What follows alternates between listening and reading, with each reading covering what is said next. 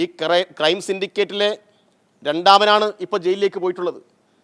Crime സിൻഡിക്കേറ്റിൽ ഒന്നാമനുണ്ട്. ആ crime സിൻഡിക്കേറ്റിൻ്റെ ഒന്നാമനും ഇതേ വഴിയിൽ തന്നെ വലിയ നിലയിൽ തുറന്നു കാട്ടപ്പെടും എന്ന കാര്യത്തിൽ ഒരു തർക്കവുമില്ല. ഇപ്പോൾ വടകരയിലെ ഫ്ലാറ്റിനെ കുറിച്ചൊക്കെ ചില വാർത്തകൾ വരുന്നുണ്ട്. വടകരയിലെ ഫ്ലാറ്റിലേക്ക് ക്ഷണിക്കപ്പെട്ടു എന്നാണ് പറഞ്ഞത്. നമ്മൾ മനസ്സിലാക്കിയെടുത്തോളം രാഹുൽ മാങ്കൂട്ടത്തിൻ്റെ ഫ്ലാറ്റ് പാലക്കാടാണ്.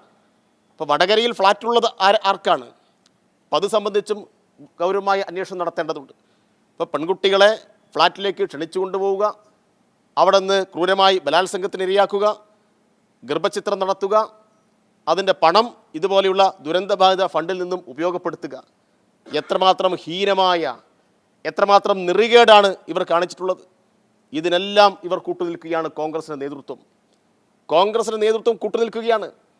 ഷഹനാസ് എന്ന് പറയുന്ന ഒരു യുവ എഴുത്തുകാരിയും പുസ്തക പ്രസാധകയുമായിട്ടുള്ള യൂത്ത് കോൺഗ്രസിൻ്റെയും ഒരു നേതാവ് കോഴിക്കോട്, അവരൊരു പത്രസമ്മേളനം നടത്തിയിട്ട് പറഞ്ഞല്ലോ, ഇദ്ദേഹത്തിൻ്റെ ഇത്തരം ചെയ്തികൾ സംബന്ധിച്ച് എനിക്ക് നേരത്തെ അറിവുണ്ടായിരുന്നു, എന്നോടുൾപ്പെടെ മോശം പരാമർശങ്ങൾ നടത്തിയിട്ടുണ്ട്, ഷാഫിക്ക് ഞാനിത് പരാതിയായിട്ട് പറഞ്ഞതാണ്, പക്ഷേ അവർ പ്രോത്സാഹിപ്പിച്ചു.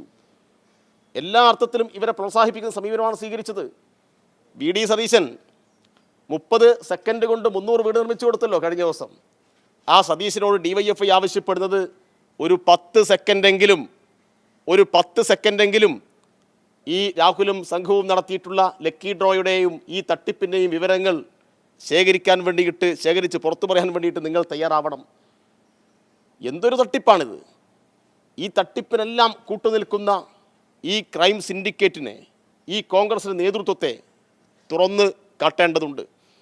ഇപ്പോൾ കഴിഞ്ഞ ദിവസം 100 വീടിനെക്കുറിച്ച് പത്രക്കാർ ചോദിച്ചു കോൺഗ്രസിൻ്റെ. ഒരു ഘട്ടത്തിൽ അവർ പറഞ്ഞത് 100 വീട് നിർമ്മിക്കാൻ ഞങ്ങൾ പണം സമാഹരിക്കുന്നത് ആപ്പ് വഴിയാണ് എന്നാണ്. ആപ്പ് എവിടെയെന്ന് ചോദിച്ചപ്പോൾ ആപ്പ് കാണാനില്ല. ലോകത്താദ്യമായിട്ട് പണം പിരിക്കാൻ ഉപയോഗിച്ച ആപ്പ് ആവിയായി പോയത് ഈ കേരളത്തിൽ കോൺഗ്രസിൻ്റേത് മാത്രമാണ്. അപ്പോൾ ആളുകൾ പിരിച്ച പണം എവിടെ? നിങ്ങൾ ഏറ്റെടുത്ത സ്ഥലം എവിടെ? അതിൻ്റെ സർവേ നമ്പർ എത്രയാണ്? അവിടെ തറക്കല്ലിട്ട തീയതി ഏതാണ്?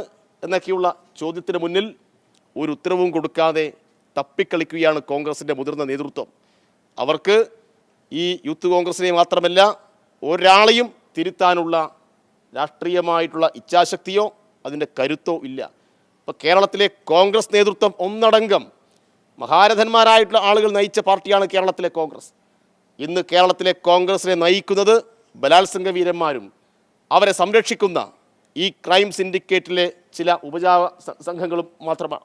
അവരാണ്. അവരുടെ നിയന്ത്രണത്തിൽ കേരളത്തിലെ കോൺഗ്രസ് ഞെരിഞ്ഞമരുന്നു, അധപ്പതനത്തിലേക്ക് പോകുന്നു എന്നാണ് നമുക്ക് കാണാൻ വേണ്ടി കഴിയുക. അതുകൊണ്ട് ഗൗരവമായി DYFI ആവശ്യപ്പെടുന്നത് വയനാട് ചൂരൽമല മുണ്ടക്കൈ ദുരന്തത്തിൻ്റെ പശ്ചാത്തലത്തിൽ യൂത്ത് കോൺഗ്രസ് നടത്തിയിട്ടുള്ള ഒരു വലിയ തട്ടിപ്പിൻ്റെ, വലിയ കൊള്ളയുടെ ഒരു അറ്റമാണ് ഇപ്പോൾ നമുക്ക് കാണാൻ വേണ്ടി കഴിയുന്നത്. അപ്പോൾ അത് സംബന്ധിച്ച് സമഗ്രമായ അന്വേഷണം നടത്തിയാൽ കോടികളുടെ വെട്ടിപ്പിൻ്റെ കഥകൾ നമുക്ക് അറിയാൻ വേണ്ടി കഴിയും. അപ്പോൾ ദുരന്തബാധിതരെ മുൻനിർത്തിയിട്ട് ഈ യൂത്ത് കോൺഗ്രസും നടത്തിയിട്ടുള്ള കൊള്ള ഈ നാട് തിരിച്ചറിയണം എന്നാണ് DYFI ആവശ്യപ്പെടുന്നത്. ഈ സസ്പെൻഡ് ചെയ്തതുകൊണ്ട് കോൺഗ്രസിന്റെ ഉത്തരവാദിത്തം തീർന്നോ? MLA സ്ഥാനം രാജിവെക്കേണ്ടതായിട്ടുണ്ടോ? അത് കോൺഗ്രസ് അതിന് മുൻകൈ എടുക്കേണ്ടതല്ലേ? അല്ലാതെ കോൺഗ്രസ് നേതാക്കന്മാർ തന്നെ വിശദീകരിക്കേണ്ടതാണ്. കാരണം കൈപ്പത്തി ചിഹ്നത്തിൽ മത്സരിച്ചു.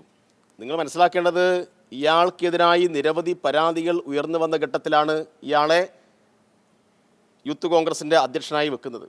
യൂത്ത് കോൺഗ്രസിൻ്റെ അധ്യക്ഷനായിട്ട് ഇയാൾ എങ്ങനെ വരുന്നു എന്ന് ചോദിച്ചാൽ വ്യാജ ID കാർഡ് ഉണ്ടാക്കിയിട്ടാണ്. വ്യാജ ID കാർഡ് ഉണ്ടാക്കിയെന്ന് ആരാണ് പരാതിപ്പെട്ടതെന്ന് ചോദിച്ചാൽ വ്യാജ ID കാർഡ് ഉണ്ടാക്കി എന്നെ തോപ്പിച്ചു കളഞ്ഞു എന്ന് പറഞ്ഞിട്ടുള്ള നിരവധി യൂത്ത് കോൺഗ്രസ് നേതാക്കന്മാരെ നമുക്കറിയാം. പരസ്യമായി പറഞ്ഞ കാര്യമാണ്.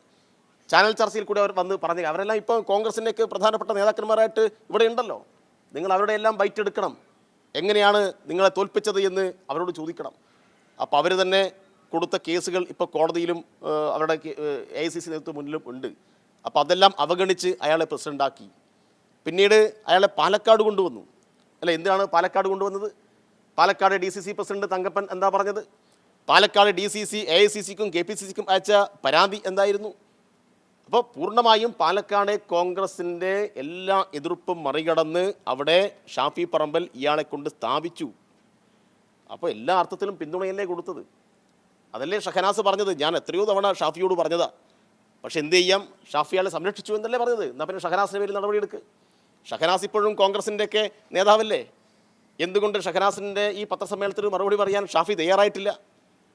അപ്പോൾ ഇതിനെല്ലാം രക്ഷാധികാരിയായിട്ട് ഷാഫിയാണ് നേതൃത്വം കൊടുത്തുകൊണ്ടിരിക്കുന്നത് എന്ന് നമുക്കറിയാം. അതുകൊണ്ട് ക്രൈം സിൻഡിക്കേറ്റിലെ രണ്ടാമൻ മാത്രമേ ഇപ്പോൾ അകത്ത് പോയിട്ടുള്ളൂ. ക്രൈം സിൻഡിക്കേറ്റിലെ ഒന്നാമനും മൂന്നാമനും നാലാമനുമെല്ലാം പിന്നാലെ പോവും എന്ന കാര്യത്തിൽ ഒരു തർക്കവുമില്ല.